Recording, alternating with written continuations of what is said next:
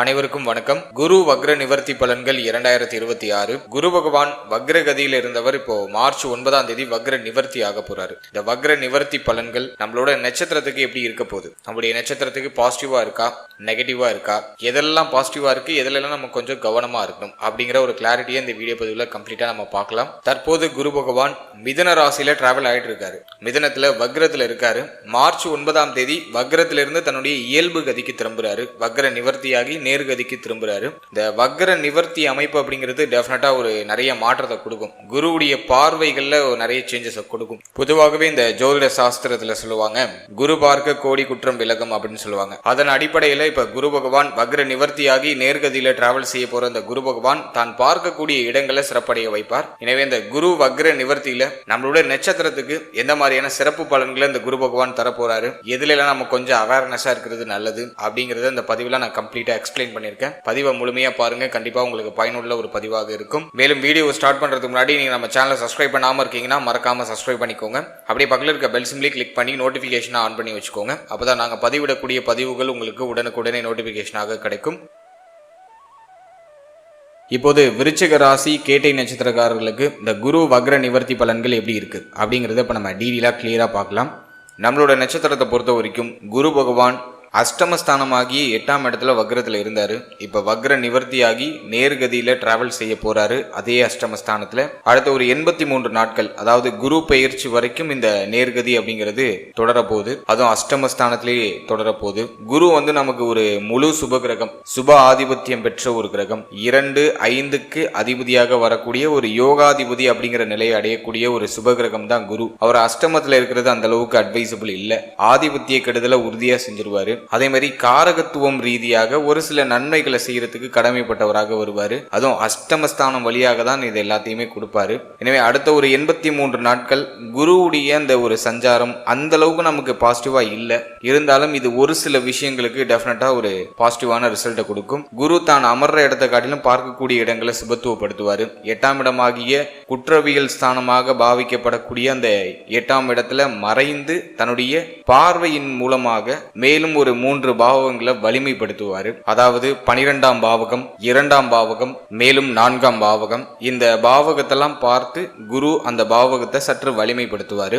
இருப்பினும் இப்போதைக்கு நமக்கு குரு பலம் இல்ல. குரு அஷ்டமத்துல மறைந்திருக்காரு, அது ஒரு குற்றம் தான். குரு பயிற்சி வரைக்கும் நம்ம எதையுமே பெருசா எக்ஸ்பெக்ட் பண்ண முடியாது. ஆனா இந்த ஜூன் மாதத்துல நிகழ இருக்கிற அந்த குரு பயிற்சி நமக்கு பெரிய அதிர்ஷ்டத்தை கொடுக்கறதுக்கு காத்துக்கிட்டு இருக்கு. ஏன்னா குருவுடைய பயிற்சி அப்படிங்கிறது பாகியஸ்தானத்துக்கு வந்துடும். குரு பாகியஸ்தானத்துல உச்ச நிலை அடைவார். 2, 5க்கு ஆதிபத்தியம் பெற்ற ஒரு கிரகம், திரிகோண ஸ்தானங்களுக்கு அதிபதியாக வரக்கூடிய ஒரு கிரகம், மறு திரிகோணமாகிய 9ஆம் பாவகத்துல உச்சநிலை அடைகிறது ஒரு அற்புதமான அமைப்பு. எனவே நம்ம படுற கஷ்டம், மனசுல இருக்கிற கவலை, என்னடா லைஃப்ல ஒரு அதிர்ஷ்டமே இல்ல, லைஃப் ரொம்ப டல்லா போயிட்டு இருக்கு அப்படின்னு ஃபீல் பண்ணிட்டு இருக்கவங்க எல்லாருக்கும் ஜூன் 1க்கு பிறகு அதிகப்படியான சுப செய்தி காத்துக்கிட்டு இருக்கு. ஆனா ஜூன் 1 வரைக்கும், அதாவது மார்ச் 9ல இருந்து ஜூன் மாதம் வரைக்கும் நம்ம சற்றே எல்லாத்தையும் கொஞ்சம் சகிச்சுக்கிட்டு நகர வேண்டிய ஒரு சூழ்நிலைக்குள்ளதான் இருப்போம். இருப்பினும் ஆதிபத்திய ரீதியா ஒரு சில கெடுதல்களை ஏற்படுத்தினாலும் தான் பார்க்கக்கூடிய இடங்களை குரு பகவான் சுபத்துவப்படுத்தி சுப பலன்களை கொடுக்கறதுக்கான முயற்சிகளை செய்வாரு. அதை இப்ப நம்ம டீட்டெயிலா நம்ம பார்க்க போறோம். முதலாவது அந்த குரு வக்ர நிவர்த்தி அஷ்டமத்துல இருந்து என்ன பலனை கொடுக்கும் அப்படின்னு பார்க்கும்போது, ஃபர்ஸ்ட் மார்ச் 9க்கு பிறகு நிறைய பேருக்கு இடமாற்றம் நிகழ ஆரம்பிக்கும். இப்போ நீங்க இருக்கிற இடத்துல மார்ச் 9க்கு பிறகு இருக்க முடியாது. இடமாற்றம் உறுதியாக நிகழும். சொந்த ஊரை விட்டு வெளியூர் போறது, வெளி மாநிலங்களுக்கு போறது, இது போன்ற அமைப்புகளை இந்த மார்ச் 9க்கு பிறகு நம்மளோட நட்சத்திரக்காரர்கள் எதிர்பார்க்கலாம். எனவே இடமாற்றம் உறுதியாக உண்டு. ஏன்னா 8ஆம் இடம் 12ஆம் இடம் சுபத்துவம் ஆகுது. அட்லீஸ்ட் ஊரு விட்டு ஊரு மாறுறது அல்லது மாநிலம் விட்டு மாநிலம் மாறுறது, இது போன்ற அமைப்புகளை ஏற்படுத்தும். பயணத்தை கொடுக்கும். அந்த பயணத்தின் மூலமாக புதுவிதமான அனுபவங்களை கொடுக்கும். இதை நான் அந்த குரு அஷ்டமத்துல இருக்கிறதுக்கான ஒரு சுப பலனா நான் பார்க்கிறேன். ஃபர்ஸ்ட் நம்ம ஃபேமிலி எடுத்து ரிசர்ச் பண்ணி பார்க்கும்போது 2ஆம் அதிபதி அஷ்டமத்துல ஆதிபத்திய ரீதியா கெடுதல் தான். இப்ப வக்ர நிவர்த்தி ஆகி 2ஆம் இடத்தை பார்வையிடுறாரு. எனவே இப்ப குடும்பத்தை விட்டு பிரிந்து செல்ல வேண்டிய ஒரு சூழ்நிலை உருவாகும். ஃபேமிலியை விட்டு பிரிஞ்சு வெளி ஊரு வெளி மாநிலம்னு பயணிக்க வேண்டிய ஒரு சூழ்நிலை உருவாகும். குடும்பத்துல இருந்த குழப்பம், கவலை, வருத்தம் அதெல்லாம் இப்போதைக்கு சற்று குறைய ஆரம்பிக்கும். ஃபேமிலி ரீதியா இருக்கக்கூடிய அந்த பிரஷரான அமைப்பு இப்போ நம்ம மண்டைக்கு ஏறாம இருக்கும். தலைக்குள்ள போட்டு குடும்பம் சார்ந்து ரொம்ப யோசிச்சு குழப்பி வருத்தப்பட்டுக்கிட்டே இருந்திருப்போம் நம்ம வீட்டுல இருந்தப்போ. இப்ப மார்ச் 9க்கு பிறகு ஒரு சில இடமாற்றங்கள் நிகழப்போகுது அப்படிங்கிறதுனால இந்த ஃபேமிலி ரீதியாக இருக்கக்கூடிய குழப்பத்தை பற்றி பெருசாக யோசிச்சு கவலைப்படாமல் கொஞ்சம் மைண்டை ஃப்ரீயாக வச்சுட்டு நகரத்துக்கான ஒரு வாய்ப்பை இந்த குரு வக்ர நிவர்த்தி நமக்கு ஏற்படுத்தி கொடுக்கும். எனவே குடும்பம் சார்ந்த வகையில் இருக்கக்கூடிய இந்த கவலை வருத்தங்கள் குறைய ஆரம்பிக்கும். ஃபேமிலிக்கு தேவையான விஷயங்களை செய்யறதுக்கு முயற்சி பண்ணுவீங்க. குடும்பம் சார்ந்த வகையில் சுபவரைய செலவுகளை செய்யறதுக்கான அந்த முயற்சிகளை செய்வீங்க. குடும்பத்தில் இருந்த அந்த பொருளாதார நெருக்கடி, பணம் சார்ந்த வாக்குவாதங்கள் இதெல்லாம் குறைய ஆரம்பிக்கும். பணம் சம்பந்தப்பட்ட விஷயங்கள் இருந்த குளறுபடியான சூழ்நிலைகள் இதெல்லாம் குடும்பம் சார்ந்த வகையில குறைய ஆரம்பிக்கும். ஃபேமிலியுடைய சப்போர்ட் இப்போ ஓரளவுக்கு உங்களுக்கு கிடைக்க ஆரம்பிக்கும். குடும்ப உறுப்பினர்கள்லாம் இப்போ உங்களுக்கு எல்லா விஷயத்தையும் கொஞ்சம் சப்போர்ட் பண்ணுவாங்க. ஸோ அதை நம்ம ஒரு பாசிட்டிவாக எடுத்துக்கலாம். இருப்பினும் ஃபேமிலி ரீதியாக இருக்கக்கூடிய முழுமையான குழப்பங்கள் எல்லாம் ஜூன் மாதத்துக்கு பிறகுதான் விலக ஆரம்பிக்கும். ஜூன் மாதம் வரைக்கும் கொஞ்சம் பல்ல கடிச்சிட்டு நகர்த்தணும். கொஞ்சம் எல்லாத்துலையும் நிதானமாக இருக்கணும். உங்களுடைய பேச்சில் கவனமாக இருக்கணும். உங்கள் குடும்ப உறுப்பினர்களோட அடிக்கடி வாக்குவாதத்தில் ஈடுபடுறதுக்கான வாய்ப்புகள் உண்டு. ஃபேமிலி மெம்பர்ஸோட ஒத்துப்போகாத அமைப்புலாம் இருக்கும்.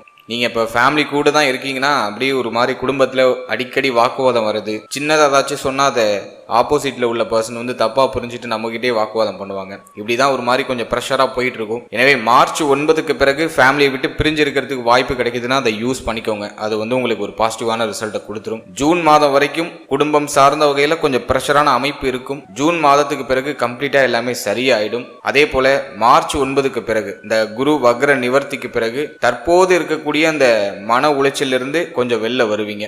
கொஞ்சம் ரிலாக்ஸ் பண்ணிக்கிறதுக்கான வாய்ப்பு கிடைக்கும். அந்த ரிலாக்ஸேஷன் கம்ப்ளீட்டா எப்போ நமக்கு முழுமையா கிடைக்கும் அப்படின்னா அது ஜூன் மாதத்துக்கு பிறகு, குரு பயிற்சிக்கு பிறகு. எனவே ஃபேமிலி ரீதியா இருக்கக்கூடிய பிரச்சனைகள், குழப்பங்கள், வருத்தங்களுக்கு தற்காலிகமாக ஒரு சின்ன சொல்யூஷன் கிடைக்கும். ஒரு இடமாற்றத்தின் மூலமாக ஃபேமிலி ரீதியா இருக்கிற குழப்பங்களுக்கும் வருத்தங்களுக்கும் ஒரு சின்ன ரிலாக்ஸேஷனை இது டெஃபினட்டா அந்த குரு வக்ர நிவர்த்தி கொடுக்கும்.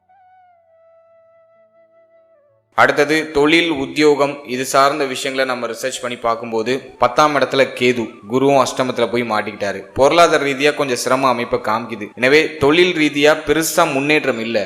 பணத்தை கொண்டு போய் ஒரு பக்கமாக இன்வெஸ்ட் பண்ணி நான் மாட்டிக்கிட்டேன். முடங்கி போய் ஒரு பக்கமாக இருக்கு. சரியான ஒரு ப்ராஃபிட் கிடைக்க மாட்டேங்குது. பிஸ்னஸில் ஒரு சரியான க்ரோத் இல்லை.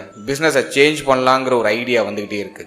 அப்படிங்கிற மாதிரி தான் இப்போதைக்கு போயிட்டு இருக்கு சூழ்நிலை. விருச்சகத்தை பொறுத்த வரைக்கும் பிசினஸ்ல ஹை லெவல்ல இன்வெஸ்ட் பண்றதுக்கு இது அட்வைசபிளான டைம் கிடையாது. ரொம்ப கவனமா இருக்கணும். அதிகமான இன்வெஸ்ட்மெண்ட் எதுலையும் பண்ணிடாதீங்க. ஏன்னா 10ல் இருக்கிற கேது பொருளாதாரம் இதை ஏதாச்சும் ஒரு பிசினஸ்ல கொண்டு போய் முடக்க வச்சு உங்களை அப்படியே கம்ப்ளீட்டா லாக் பண்ணும். எனவே முடிஞ்ச அளவுக்கு கொஞ்சம் சேஃப்டியா ஜார்னி பண்ணுங்க. கடன் வாங்கி இன்வெஸ்ட் பண்றது, பார்ட்னர்ஷிப்ல பிசினஸ் ஸ்டார்ட் பண்றது இதெல்லாம் இந்த நேரத்தில் கொஞ்சம் அவாய்ட் பண்ணிக்கிறது நல்லது. அது அந்த அளவுக்கு பாசிட்டிவா இல்ல. ஏன்னா 7ஆம் இடத்துல சனி பார்வை. இப்போ பார்ட்னர்ஷிப்ல பிசினஸ் பண்ணலாங்கிற ஐடியாலஜி எல்லாம் நிறைய வரும். அதெல்லாம் அவாய்ட் பண்றது நல்லது. அட்லீஸ்ட் இந்த ஜூன் மாதம் வரைக்குமாச்சும் கொஞ்சம் பல்ல கடிச்சு நகர்த்துறது ஒரு பெஸ்ட் ஆப்ஷனா இருக்கும். எனவே இந்த காலகட்டத்தை பொறுத்த வரைக்கும் பிசினஸுக்கு அட்வைசபிள் இல்ல. ஆல்ரெடி நீங்க ஒரு பிசினஸ் மேனா இருக்கீங்க, ஏதோ ஒரு தொழில் பண்ணிட்டு இருக்கீங்க அப்படின்னாக்கா இந்த குரு வக்ர நிவர்த்திக்கு பிறகு ஒரு சின்ன சின்ன ப்ராஃபிட் கிடைக்க ஆரம்பிக்கும். உங்களுடைய தேவைகளை பூர்த்தி செய்யறது தேவையான பொருளாதாரம் கிடைக்க ஆரம்பிக்கும். ஆனா ரீஇன்வெஸ்ட்மெண்ட் பண்ணக்கூடாது. ஹை இன்வெஸ்ட்மெண்ட் எதுலையும் பண்ணக்கூடாது. கொஞ்சம் சேஃபா ஜேர்னி பண்ணும். பிசினஸ் இந்த டைமிங்ல கொஞ்சம் டல்லா தான் இருக்கும். எதுவும் சூப்பர் பாசிட்டிவா சொல்ல முடியல.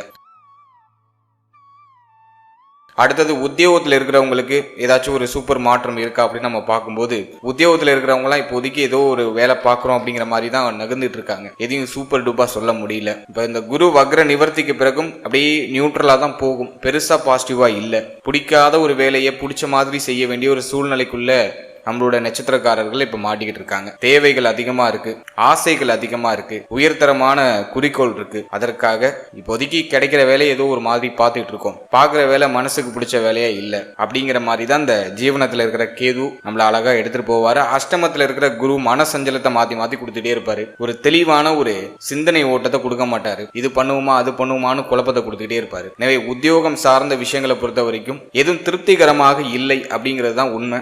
ஆல்ரெடி நமக்கு அப்படிதான் நகர்ந்துட்டு இருக்கு. இந்த குரு வக்ர நிவர்த்திக்கு பிறகு எல்லாம் ஓரளவுக்கு நியூட்ரல் ஆகும். முன்னாடி இருந்த சிச்சுவேஷனோட இது கொஞ்சம் பரவாயில்ல அப்படிங்கிற மாதிரியான ஒரு மூமெண்ட்டுக்கு கொஞ்சம் நகரும். இருப்பினும் 10ல் கேது பகவான் இருக்கிற வரைக்கும் உத்தியோகம் சார்ந்த விஷயங்கள்ல கொஞ்சம் கவனமாவே இருந்துக்கணும். சக ஊழியர்களோட ஒத்து போகாத அமைப்பு இருக்கும். அதே போல இந்த நேரத்துல உத்தியோகத்தை சேஞ்ச் பண்றேன், உத்தியோகத்தை விட்டுட்டு வேற ஏதாச்சும் புதுசா ட்ரை பண்ணலாம்னு நினைக்கிறேன் அப்படிங்கிற அந்த ரிஸ்க்லாம் இப்போதைக்கு எடுக்காதீங்க. ஆல்ரெடி இருக்கிறத நகர்த்துறதுக்கு ஃபேவரா இருக்கு.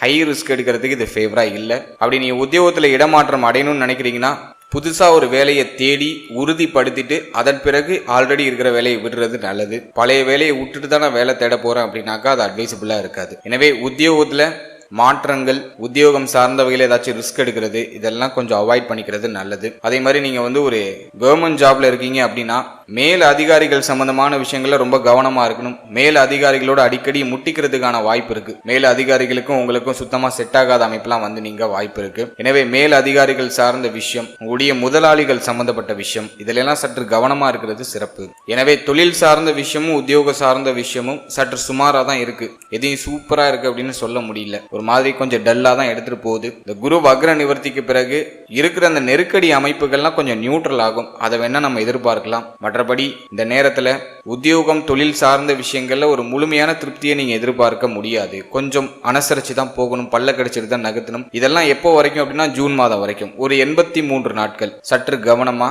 கொஞ்சம் பல்ல கடிச்சிட்டு நகர்றது ரொம்ப நல்லது.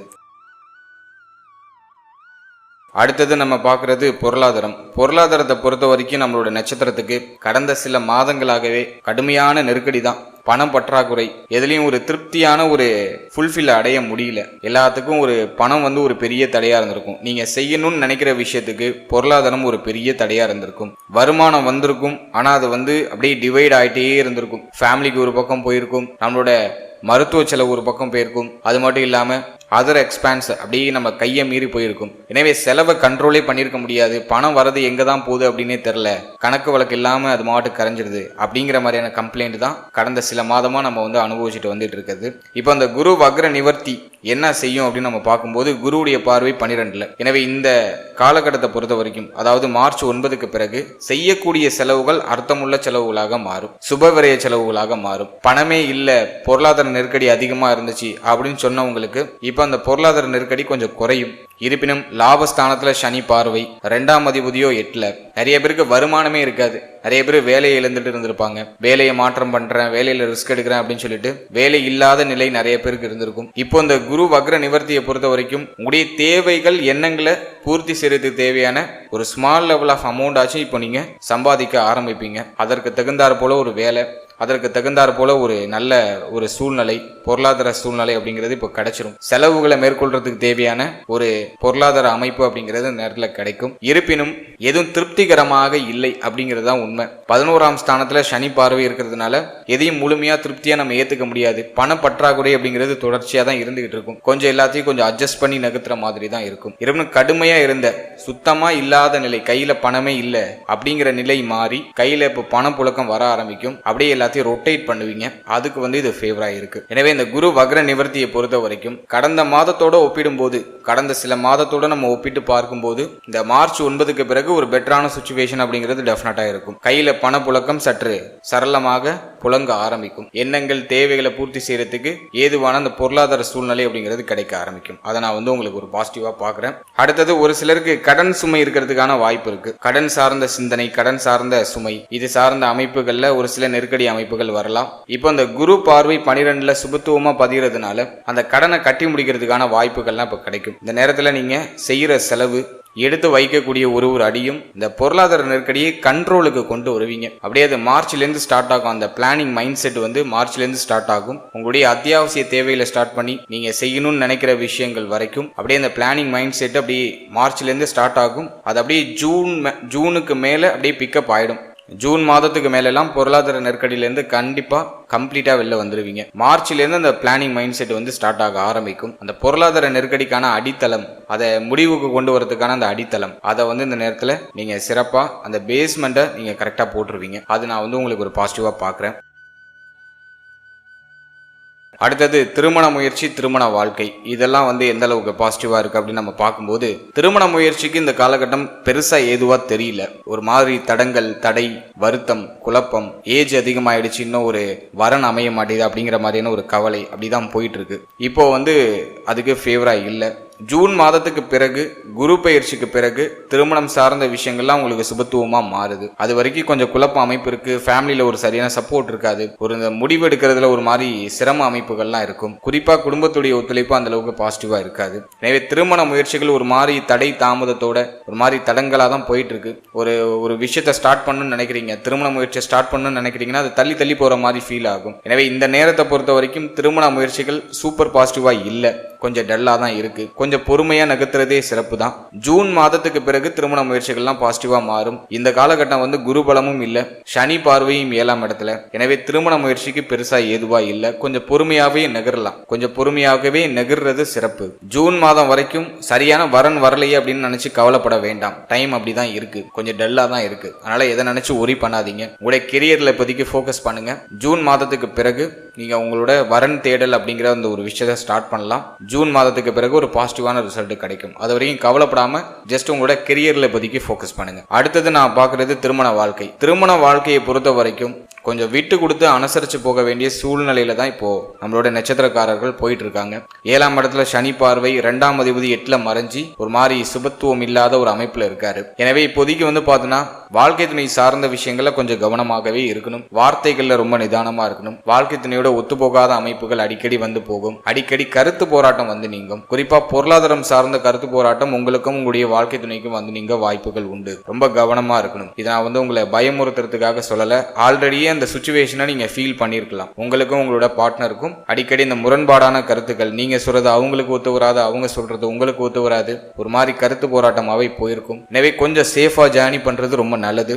குரு பெயர்ச்சி வரைக்கும் கொஞ்சம் கவனமா இருங்க. 7ஆம் இடத்துல சனி பார்வை இருக்கிறதுனால வாழ்க்கை துணை சார்ந்த விஷயங்கள ஒரு மாதிரி ஈகோ பிரச்சனையை கொடுத்துரும். நீயா நானா அப்படிங்கிற மாதிரியான ஒரு ஈகோ பிரச்சனையை கொடுத்துரும். அதுலேயும் குரு பலமும் உங்களுக்கு இல்லை. அதனால கொஞ்சம் அனுசரிச்சு போயிடுறது, விட்டு கொடுத்து போறது ரொம்ப நல்லது. விட்டு கொடுத்தார் கெட்டு போவதில்லை. அவங்க விட்டு கொடுக்கறதுக்கு முன்னாடி நீங்க இறங்கி விட்டு கொடுத்துருங்க. நீங்க அவங்க கிட்ட தோத்தே போங்க, தப்பே கிடையாது. எனவே பார்ட்னர் கூட கொஞ்சம் அட்ஜஸ்ட் பண்ணி கவனத்தோட செயல்படுறது, நிதானத்தோட செயல்படுறது ரொம்ப நல்லது. குறிப்பா வார்த்தைகள்ல கவனமா இருங்க. பேசக்கூடாத வார்த்தைகள், விடக்கூடாத வார்த்தைகளை டக்குன்னு விட்டுறதுக்கான வாய்ப்பு உண்டு. அதெல்லாம் கொஞ்சம் கவனமா செயல்படுறது நல்லது.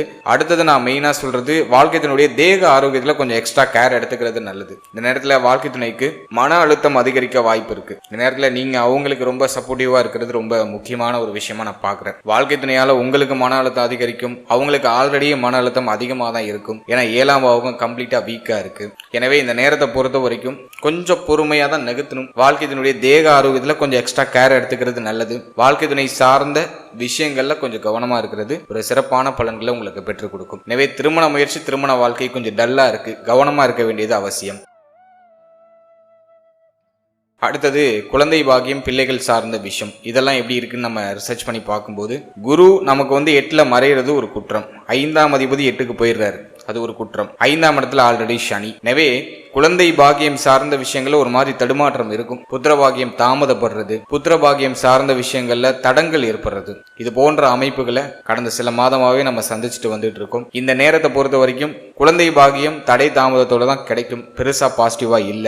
ஜூன் மாதத்துக்கு பிறகுதான் புத்திர பாக்கியம் சார்ந்த விஷயங்கள சுப செய்திகள் கிடைக்க ஆரம்பிக்கும். அது வரைக்கும் கொஞ்சம் நிதானமா டிராவல் பண்ணுங்க. இந்த நேரத்துல கொஞ்சம் இந்த மெடிக்கல் நீட்ஸ் எல்லாம் கொஞ்சம் எடுத்துக்கிற மாதிரி இருக்கும். ஒரு சிலருக்கு இந்த மருத்துவ செலவுகள் புத்திர பாக்கியம் சார்ந்தவர்களே ஏற்படுற மாதிரி இருக்கும். ஜூன் மாதத்துக்கு பிறகு சுப செய்தி கிடைச்சிடும். அது வரைக்கும் கவலைப்படாம ரிலாக்ஸா டிராவல் பண்ணுங்க. ஜூன் மாதத்துக்கு பிறகு அந்த புத்திர பாக்கியத்துக்கான முயற்சி நீங்க செய்யறது ரொம்ப பெட்டர். இந்த நேரத்துல நீங்க பண்றீங்கன்னா கொஞ்சம் மெடிக்கல் நீட்ஸா போற மாதிரி இருக்கும். மருத்துவமனைக்கு அடிக்கடி போற மாதிரி இருக்கும். அந்த செக்அப்லாம் கொஞ்சம் அதிகமா பண்ற மாதிரி இருக்கும். ஜூன் மாதத்துக்கு பிறகுதான் புத்திர பாக்கியத்துக்கான சுப செய்திகள் அப்படிங்கிறது வெளிப்படுது. இப்ப மார்ச் 9க்கு பிறகு அந்த மெடிக்கல் நீட்ஸ் எல்லாம் அப்படியே கொஞ்சம் கொஞ்சமா இந்த செக்அப்லாம் ஸ்டார்ட் பண்ண ஆரம்பிப்பீங்க. ஸோ அதை நான் வந்து உங்களுக்கு ஒரு பாசிட்டிவாக பார்க்குறேன். எனவே இந்த நேரத்தை பொறுத்த வரைக்கும் புத்திர பாக்கியத்துக்கு சூப்பர் பாசிட்டிவாக இல்லை, கொஞ்சம் டல்லாக தான் இருக்குது. கொஞ்சம் ஒரு மாதிரி குழந்தை பாக்கியம் இன்னும் சரியா கிடைக்கலையே அப்படிங்கிற அந்த வருத்தத்தை அதிகமா உள்ள புகுத்தும், மன உளைச்சல் அதிகமா உள்ள புகுத்தும். அதெல்லாம் நினைச்சு எதையும் நினைச்சு தேவையில்லாம ஒரி பண்ணாதீங்க.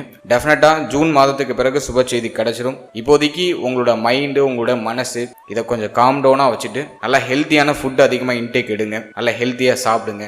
மேலும் மருத்துவருடைய ஆலோசனைப்படி செயல்படுங்க. ஏதாச்சும் சப்ளிமெண்ட் எடுக்க சொல்றாங்கன்னா அதெல்லாம் ப்ராப்பரா டைமுக்கு எடுத்துக்கோங்க. முக்கியமா டயத்துக்கு சாப்பிடுங்க, டயத்துக்கு தூங்குங்க. அது ரெண்டையும் தயவு செஞ்சு அவாய்ட் பண்ணாதீங்க. இதை நீங்க ப்ராப்பரா பண்ணாலே இந்த நேரத்துல வந்து ஒரு பாசிட்டிவான ரிசல்ட்டை நீங்க எதிர்பார்க்கலாம். குறிப்பா ஜூன் மாதத்துக்கு பிறகுதான் சுப செய்தி. அது வரைக்கும் அந்த அலைச்சல் பயணங்கள்லாம் கொஞ்சம் குறைச்சிக்கோங்க. பெண்கள் குறிப்பா பிரெக்னன்சிக்கு ட்ரை பண்றீங்கன்னா நிறைய அலைச்சல் இருக்கும். அந்த நேரத்தில் முடிஞ்ச அளவுக்கு அந்த அலைச்சல் பயணம், 2 வீலர்ல அதிகமா டிராவல் பண்றது, இதெல்லாம் முடிஞ்ச அளவுக்கு அவாய்ட் பண்ணிட்டு உங்களை நீங்க கொஞ்சம் ரெஸ்ட் பண்ணிக்கிறது ரொம்ப நல்லது.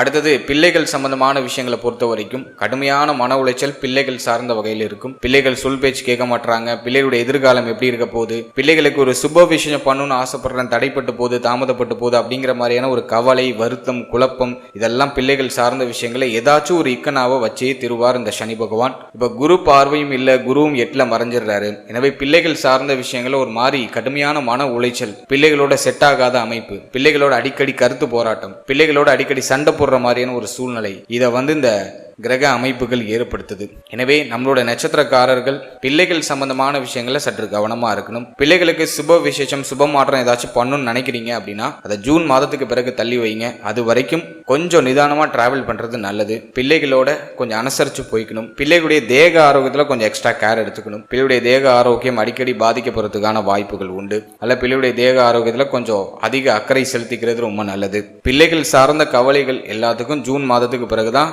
விடுவு காலம் பிறக்க ஆரம்பிக்கும். அது வரைக்கும் ஒரு மாதிரி கொஞ்சம் முன்ன பின்ன டல்லா தான் போகும். எனவே பிள்ளைகள் சம்பந்தமான என்டையர் விஷயத்திலையும் கவனமா இருங்க. அது மட்டும் இல்லாம பிள்ளைகளுக்கு சுப விஷயம் சார்ந்த பேச்சுவார்த்தைகளை இப்போதைக்கு தொடங்க வேண்டாம். கொஞ்சம் பொறுமை காக்கிறது நல்லது. குரு பயிற்சிக்கு பிறகு அந்த சுபகாரியம் சார்ந்த பேச்சுவார்த்தைகளை நீங்க தொடங்கும் போது பிள்ளைகள் அதற்கு சரியாக ஒத்துழைப்பு கொடுப்பாங்க. எந்த ஒரு குழப்பமும் பிரச்சனையும் இல்லாம அந்த சுபகாரியம் நல்லபடியாக நடக்க ஆரம்பிக்கும். எனவே இப்போதைக்கு பொறுமையா செயல்படுங்க. மார்ச் 9 பிள்ளைகள் சார்ந்த விஷயம், குழந்தை பாகியம் சார்ந்த விஷயம், இதுல எல்லாம் ரொம்ப கவனமா செயல்படுறது ரொம்ப நல்லது. அடுத்தது நம்ம பார்க்குறது ஸ்டூடெண்ட்ஸ், மாணவிகளுக்கு இந்த காலகட்டம் எப்படி இருக்கும் அப்படின்னு நம்ம பார்க்கும்போது 4ஆம் இடத்துல இருக்கக்கூடிய ராகு கல்வியில பெருசா ஒரு முனைப்பான ஒரு ஈடுபாடை கொடுக்காது. நிறைய டிஸ்ட்ராக்ஷன்ஸை கொடுக்கும், கவனச்சிதறல அதிகமாக கொடுக்கும், படிப்பில் சரியாக ஃபோக்கஸ் பண்ண முடியாது. ஸ்டூடெண்ட்ஸோட நிலை தற்போது வரைக்கும் இப்படி தான் இருக்கு. ஆனால் மார்ச் 9க்கு பிறகு அந்த ஃபோக்கஸ் மைண்ட் செட்டு கொஞ்சம் இன்க்ரீஸ் ஆகும். குருவுடைய பார்வையில் அந்த ராகு வந்துடுறாரு. எனவே கல்வி தடை, கல்வியில் இருந்த குழப்பம், கல்வி சார்ந்த வகையில் இருந்த வருத்தம், இதெல்லாம் கொஞ்சம் கொஞ்சமாக நீங்க ஆரம்பிக்கும். கல்வியில் முன்னேற்றம் ஏற்பட ஆரம்பிக்கும். எனவே ஸ்டூடெண்ட்ஸுக்கு இந்த நேரம் கொஞ்சம் டஃப்பாக தான் இருக்கு. இருந்தாலும் மார்ச் 9க்கு பிறகு எல்லாத்தையும் நியூட்ரலைஸ் பண்றதுக்கான அந்த சூழ்நிலை அப்படிங்கிறது அந்த குரு பார்வை கொடுத்துருது. எனவே இந்த நேரத்தை பொறுத்த வரைக்கும் கொஞ்சம் எக்ஸ்ட்ரா எஃபோர்ட் போடுங்க. கொஞ்சம் எக்ஸ்ட்ரா உங்களை புஷ் பண்ணி நகர்த்தணும். கொஞ்சம் 1 மணி நேரம் எக்ஸ்ட்ரா படிங்க. அது உங்களுக்கு ஒரு பாசிட்டிவ் ரிசல்ட்டை கொடுக்கும். எதுலையும் அலட்சியமா இருக்க வேண்டாம். எல்லாத்துலயும் கொஞ்சம் கேர்ஃபுல்லா முன்னெச்சரிக்கையோடு செயல்படுறது நல்லது. ஒரு எக்ஸாம் ஹாலுக்கு போறீங்கன்னா 1க்கு 2 பேனாவை வாங்கிட்டு போயிடுங்க, 1க்கு 2 பென்சிலா வாங்கிட்டு போயிடுங்க. எல்லாத்துலயும் கொஞ்சம் அட்வான்ஸா இருக்கிறதுக்கு ட்ரை பண்ணுங்க. எதுலையும் அலட்சியம் இல்லாமல் இருந்தாலே இந்த நேரம் கல்வி சார்ந்த வகையில உங்களுக்கு ஒரு நல்ல முன்னேற்றத்தை கொடுத்துரும். அதே மாதிரி படிக்கக்கூடிய விஷயங்களை தள்ளி போட வேண்டாம். அன்னன்னைக்கு படிக்க வேண்டியது அன்னன்னைக்கு படிச்சிடுறது நல்லது. அதே போல எக்ஸாமுக்கு நீங்க ப்ரிப்பேர் ஆகுறீங்க அப்படின்னா எல்லாத்தையும் கொஞ்சம் முன்கூட்டியே பிளான் பண்ணிடுங்க. இந்த டைமிங்கில் நம்ம இதை படிக்கணும், இந்த சிலபஸ்லாம் நம்ம முடிக்கணும் அப்படிங்கிறதெல்லாம் கொஞ்சம் முன்கூட்டியே கொஞ்சம் பிளான் பண்ணி பண்ணுறது ரொம்ப நல்லது. இந்த நேரத்தில் 4ஆம் இடத்துல இருக்கக்கூடிய ராகு கொஞ்சம் டிஸ்ட்ராக்ஷன்ஸ் அதிகமாக கொடுக்கும், கவனச்சிதறலை கொடுக்கும், மனசு எதுக்கும் ஒத்துழைப்பு கொடுக்காது. படிக்கிறதுக்கு உடலும் ஒத்துழைப்பு கொடுக்காது, மனசும் ஒத்துழைப்பு கொடுக்காது. உடல் அப்படியே ஒரு மாதிரி உட்காந்து படிக்கிறப்போ ஒரு மாதிரி ரொம்ப பெயின்ஃபுல்லாக இருக்கிற மாதிரி இருக்கும். எனவே கொஞ்சம் படிப்பு சார்ந்த விஷயங்களும் நம்ம வரும்போது இயர்லி மார்னிங் எந்திரிச்சு படிக்கிறது நல்லது. உங்களை கொஞ்சம் நீங்கள் புஷ் பண்ணி தான் நகர்த்தணும் இந்த நேரத்தில். அப்படி தான் இருக்குது டைம் பீரியட். நல்லா கேர்லெஸ்ஸாக இல்லாமல் கொஞ்சம் கேர்ஃபுல்லாக படிப்பில் கொஞ்சம் எக்ஸ்ட்ரா கேர் எடுத்து பயணிக்கிறது ரொம்ப நல்லது. எதுவும் பெருசாக நெகட்டிவாக இருக்கா அப்படின்னா கண்டிப்பாக இல்லை. குரு பார்வை எல்லாத்தையும் நியூட்ரலைஸ் பண்ணும், எல்லாத்தையும் சமாளிப்பீங்க.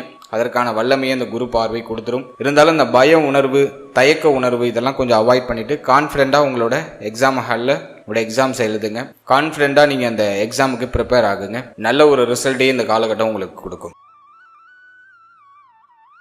அடுத்தது இல்லத்தரசிகள், பெண்களுக்கு இந்த நேரம் எப்படி இருக்க போகுது அப்படின்னு நம்ம ரிசர்ச் பண்ணி பார்க்கும்போது குரு நமக்கு 8ல மறைகிறது ஒரு குற்றம் தான். எனவே பெண்களுக்கு குடும்ப வாழ்க்கை, குடும்ப உறுப்பினர்கள் சார்ந்த விஷயம் இதுல எல்லாம் ஒரு மாதிரி மன உளைச்சல் கடுமையா இருக்கும். யாரோடையும் ஒத்து போகல, எனக்கு கொஞ்சம் எல்லாரும் தனியா விட்டா எனக்கு நல்லா இருக்கும், கொஞ்சம் நான் பெட்டரா ஃபீல் பண்ணுவேன். தனிமையை விரும்புவாங்க இப்போ அதிகமா பெண்களுடைய மனநிலை இப்போ அப்படிதான் இருக்கு. நம்மளோட நட்சத்திரத்தை சேர்ந்த பெண்கள் கொஞ்சம் இப்போ தனிமையை விரும்பி நகருவாங்க.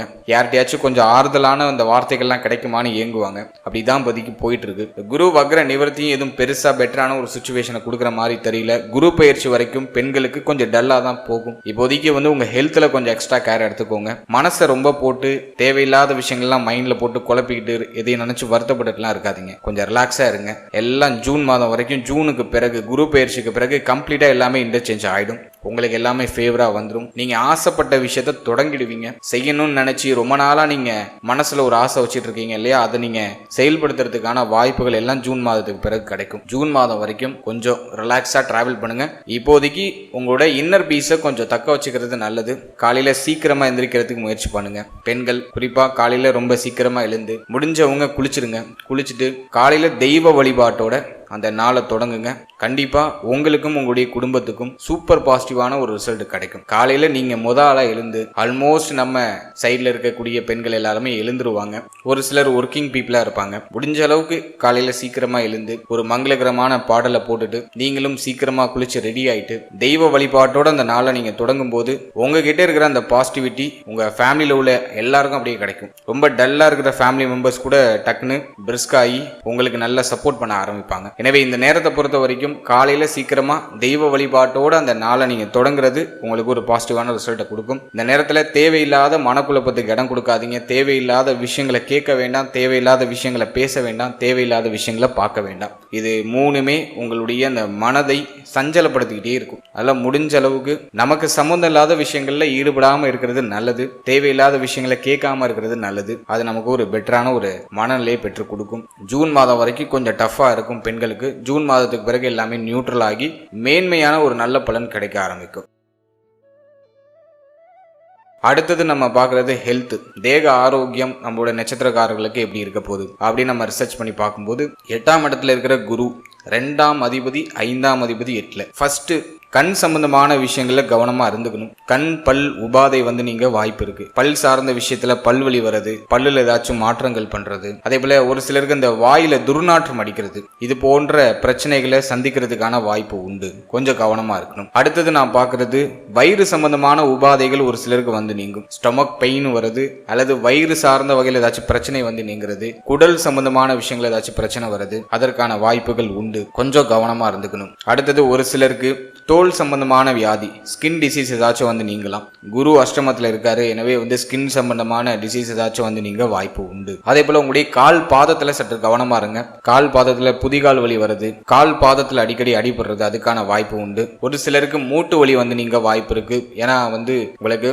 கும்பராசியில ராகு சஞ்சாரம் செஞ்சிட்டு இருக்காரு. மூட்டு வலி ஒரு சிலருக்கு நீங்க வாய்ப்பு இருக்கு. உடம்பே ஒரு மாதிரி டயர்டா ஃபீல் ஆகும். அதான் முக்கியமான விஷயமே. ஒரு ஃப்ரீனஸா இருக்காது. உடலே ரொம்ப டயர்டா இருக்கிற மாதிரி ஃபீல் ஆகும். எனவே முடிஞ்ச வரைக்கும் பிரிஸ்கா வச்சுக்கிறதுக்கு ட்ரை பண்ணுங்க. அதே போல காலையில துளசி தீர்த்தம் எடுக்க முடிஞ்சா அந்த துளசி தீர்த்தத்தை எடுத்துக்கிறது ரொம்ப நல்லது. அப்படி இல்லைன்னா வீட்டுல 2 துளசி செடி வாங்கி வச்சு தினமும் ஒரு 4 to 5 இலை அந்த துளசி இலையை நல்லா மென்று சாப்பிடுங்க. அது உங்களுக்கு ஒரு புத்துணர்ச்சியை கொடுக்கும். எனவே இந்த நேரத்தை பொறுத்த வரைக்கும் ஹெல்த்ல கொஞ்சம் ஹைப்பர் ஃபோக்கஸா இருக்கிறது ரொம்ப நல்லது. ஹெல்த்ல கொஞ்சம் எக்ஸ்ட்ரா கேர் எடுத்துக்கிறது ரொம்ப நல்லது. அடுத்தது நம்ம பார்க்கறது மன ஆரோக்கியம். நாளில் இருக்கிற ராகு மன ஆரோக்கியத்தை கெடுத்துக்கிட்டே இருப்பார். ஒரு நாள்ல 3/4 நேரம் நம்ம மனசுல ஏதோ ஒரு சஞ்சலத்தோடயே இருப்போம். மனசுல ஏதோ ஒரு மாதிரி உறுத்தலோடயே இருப்போம். ஒரு 1/4 நேரம் தான் ஒரு சிரிப்பு, ஒரு மகிழ்ச்சி அப்படிங்கிறதுலாம் இருக்கும். முகத்துல சிரிப்பே நிறைய பேர் இழந்திருப்பாங்க. அப்படிதான் இப்போ போயிட்டு இருக்கு டைம். அது இல்லைன்னு யாரும் மறுக்கவே முடியாது. ஏதோ ஒரு மாதிரி ஒரு ரோபோட் மாதிரி இயங்கிட்டு இருப்போம். வெளியில சொல்ல முடியாது. உள்ளுக்குள்ள நிறைய குமுறல்கள் இருக்கும். அதுதான் அப்படி ஒரு மாதிரி மனசை ஒரு மாதிரி ஆட்டி படைச்சிட்டு இருக்கும். இந்த நேரம் நாளில் இருக்கிற ராகு மன ஆரோக்கியத்தை பாதிப்பாரு. இந்த நேரத்தை பொறுத்த வரைக்கும் தேவையில்லாததை மனசுல போட்டு குழப்பிக்காதீங்க. இப்போ எதுக்கு கவலைப்படுறோன்னே தெரியாம புரியாம கவலைப்பட்டுட்டு உட்காந்துருக்கும். கடைசியில அதை நல்லா டீப்பா யோசிச்சு பார்த்தா அதுல ஒரு விஷயமுமே இருக்காது. எனவே எண்ட் ஆஃப் த ரிசல்ட் உங்களுக்கு ஃபேவரா தான் கண்டிப்பா இருக்க போகுது. அதுல மாற்றுக்கிறதே கிடையாது. இந்த பிரச்சனைக்கான முடிவு ஒரு நல்ல வசந்தமா தான் இருக்கும். உங்க மனசுல இருக்கிற அந்த கவலைக்கான முடிவு ஒரு மகிழ்ச்சியை தரக்கூடிய விஷயமா தான் இருக்கும். எனவே இந்த நம்ம பார்க்க வேண்டிய நம்ம எண்ட் ரிசல்ட் என்ன அப்படிங்கறத நம்ம பார்க்கணும். எண்ட் ரிசல்ட் கண்டிப்பா உங்களுக்கு ஃபேவரா தான் இருக்க போகுது. அதனால அதுக்கு இடையில தேவையில்லாம உங்க மனசை போட்டு ரொம்ப அலட்டிக்கிட்டு கவலைப்பட்டுட்டுலாம் இருக்க வேண்டாம். ரிலாக்ஸா இன்னைக்கு என்ன உங்களுடைய கடமையோ அந்த கடமையை மட்டும் பாருங்க. ஃப்ரீ டைம்னு எதுவும் நீங்கள் எடுத்துக்காதீங்க. கொஞ்சம் தனியாக உட்காந்திங்கன்னா எதையோ யோசிச்சு மனசில் போட்டு குழப்பிக்கிட்டு இருப்பீங்க. முடிஞ்ச அளவுக்கு உங்களை பிஸியாக வச்சுக்கிறதுக்கு ட்ரை பண்ணுங்க. இந்த ஜூன் மாதம் வரைக்கும் கொஞ்சம் மனசை உங்கள் கண்ட்ரோலில் வச்சுக்கிறதுக்கு முயற்சி பண்ணுறது ரொம்ப நல்லது. அதன் பிறகு உங்கள் மனசில் இருக்கிற அந்த கேள்விகள், ஏக்கங்களுக்கான வாய்ப்புகளும் உங்கள் மனசில் இருக்கக்கூடிய அந்த ஆசைக்கான அந்த செயல்பாடுகளையும் நீங்கள் ஆரம்பிச்சிருவீங்க. அது வரைக்கும் கொஞ்சம் பொறுமையாக நகர்றது சிறப்பு. எனவே மன ஆரோக்கியத்தை தக்க வச்சுக்கிறதுக்கு கண்டிப்பாக தியான நிலைகளை அதிகமாக மேற்கொள்ளணும். தினமும் மெடிடேஷன் பண்ணுங்க. முடிஞ்சவங்க வீட்டுக்கு பக்கத்தில் இருக்கக்கூடிய கோவில் குளங்களுக்கு போயிட்டு வாங்க. தினமும் கோவில் குளங்களுக்கு போயிட்டு உங்களை ரிலாக்ஸ் பண்ணிட்டு வாங்க. உங்களுடைய இஷ்ட தெய்வ வழிபாடு பண்ணுங்க. மன ஆரோக்கிய ஆரோக்கியத்தை தக்க வச்சுக்கிறதுக்கு ஒரு பெஸ்ட் ரெமடி நம்மளுடைய முன்னோர்கள் கொடுத்துட்டு போன ஒரு பெஸ்ட் ரெமடி எதுனாக்கா அது இறை வழிபாடு தான். எனவே முடிஞ்ச வரைக்கும் இறை வழிபாட்டை தினமும் காலையிலேயே நீங்க பண்றது ரொம்ப நல்லது. அதற்கு அடுத்தபடியாக மெடிடேஷன், தியான நிலைகளையும் மேற்கொள்றது ரொம்ப சிறப்பு. அது உங்களுக்கு சிந்தனைக்கு ஒரு தெளிவை கொடுக்கும். இது ரெண்டையும் மறக்காம செய்யறது ரொம்ப நல்லது. அடுத்தது நம்ம பார்க்கறது, தாயார் சார்ந்த வகையில் ஏதாச்சும் வருத்தங்கள் இருந்துச்சு அப்படின்னா அது குரு வக்ர நிவர்த்திக்கு பிறகு சரியாயிடும். தாய் வழி உறவுகள், வண்டி வாகனம் வீடு இது சார்ந்த வகையில் இருந்த குழப்பம் குளறுபடி எல்லாமே சரியாயிடும். ஸோ அதையும் நான் உங்களுக்கு ஒரு பாசிட்டிவாக பார்க்குறேன். கல்வி சார்ந்த விஷயங்கள் இருக்கக்கூடிய குழப்பங்களும் மார்ச் 9க்கு பிறகு அப்படியே ஒரு நியூட்ரலான ஒரு நிலைக்கு வர ஆரம்பிக்கும். அதுவும் நான் உங்களுக்கு ஒரு பாசிட்டிவாக பார்க்குறேன். ஓவராலாக அந்த குரு வக்ர நிவர்த்தி நம்மளோட நட்சத்திரத்துக்கு குரு பகவான் ஆதிபத்திய ரீதியாக கெடுதலை கொடுத்தாலும் குரு தான் பார்க்கக்கூடிய பாவகத்தை வலிமைப்படுத்தி சுப பலனை நமக்கு சேர்த்தே கொடுக்கறதுக்கான முயற்சிகளை செய்யறாரு. எனவே இந்த நேரத்தை பொறுத்த வரைக்கும் ஒரு மாதிரி கலவையான பலன்கள் கிடைக்கும். அதுல நம்ம ஒரு 70% சுப பலனை எதிர்பார்க்கலாம். ஒரு நல்ல மாற்றத்திற்கான ஒரு அடித்தளம் இந்த 83 நாள்ல நிகழ ஆரம்பிக்கும். 83 நாளுக்கு பிறகு, அதாவது ஜூன் மாதத்திலிருந்து அந்த அடித்தளத்திலிருந்து மேலே கட்டடம் கட்ட ஆரம்பிச்சிருவீங்க. அது உங்களுக்கு சூப்பர் பாசிட்டிவாக மாற ஆரம்பிக்கும். எனவே இந்த காலகட்டத்தை நான் உங்களுக்கு பாசிட்டிவாக தான் பார்க்குறேன். புதிய வழிகள் புதிய பாதைகள் கிடைக்கிறதுக்கான ஒரு வாய்ப்பு, அந்த அடித்தளம் அது இந்த மார்ச் 9லிருந்து அடுத்த ஒரு 83 நாளில் உங்களுக்கு கிடைக்கும். வாழ்த்துக்கள்.